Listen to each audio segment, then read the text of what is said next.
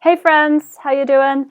I don't know about you, but I have been spending a bit too much time on Facebook, a bit too much time looking at the news lately, also trying to do my work, and I need a break. I'm going to share with you something new that I've learned every day, starting today. And we'll see if I can keep this up every day because it's good to learn new things, and they're going to be new things that are random, right? Not about this whole situation. And yeah, so uh, what I want to talk about today is I've been listening to a lecture series with the great courses, and I have to look at my notes to make sure I get this part right. It is called Food, a Cultural Culinary History. And the instructor's name, I'm not sure if I know how to pronounce this right, but it's Ken Albala or something like that. And he's great. It's really fascinating, and it's like 30, I think maybe 32 lectures, and I'm getting towards the end. But one of the ones that I listened to recently that I thought was really cool was about the beginning of restaurants as we know them. And he talks about how in the mid 18th century in France, restaurants started using what they called service à la Russe, which means Russian-style service.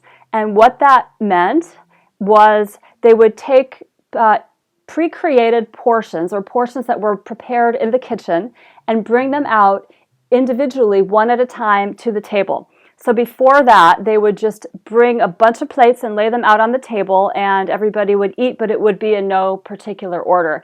And of course, that's also a really great way to enjoy a meal. But this was a new way of doing it, at least in France. And they started to have restaurants where customers would come and order from the menu, and then they would get these courses. So I'm going to read to you a typical, rather high-end French restaurant meal in the mid-18th century. And so by high-end, I mean it wasn't something that people would eat every day, and it certainly was for more affluent people. But listen to this typical meal. So you begin with the cold hors d'oeuvre, and then you have some soup, and then you move into the hot hors d'oeuvre, which was sometimes called the entrée volante, or it means the flying entree or the flying course, the flying meal, flying out of the kitchen. Then you would have the egg or pasta or rice dish, followed by a fish course. And then it's time for the hot entree with edible garnishes. And the next course is the pièce de résistance, the main dish, which would be garnished with vegetables. It would be some meat, probably a pretty sizable portion. The next course would be a cold entree, which is a mousse with chicken or a pate. Then you would get some sorbet to cleanse your palate. And then it would be time for the between course. So it would be like a smaller salad. And then it's time for dessert. So you've had quite a bit to eat. First you start with the hot sweet. Then you get the cold sweet. Then you get some cheese. So as you probably know, in typical or traditional French restaurants, cheese is served at the end of the meal, not at the beginning.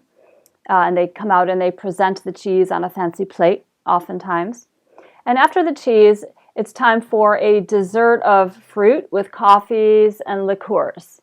So that's your 15-course French mid-18th century meal. Are you hungry? I'm starting to get hungry. It's getting closer to dinner time, but I'm having a one-course meal tonight. We probably don't have room in our homes for all that food. But anyway, I hope you've learned something new. I learned something new with this, and I'll share something else with you pretty soon. Take care.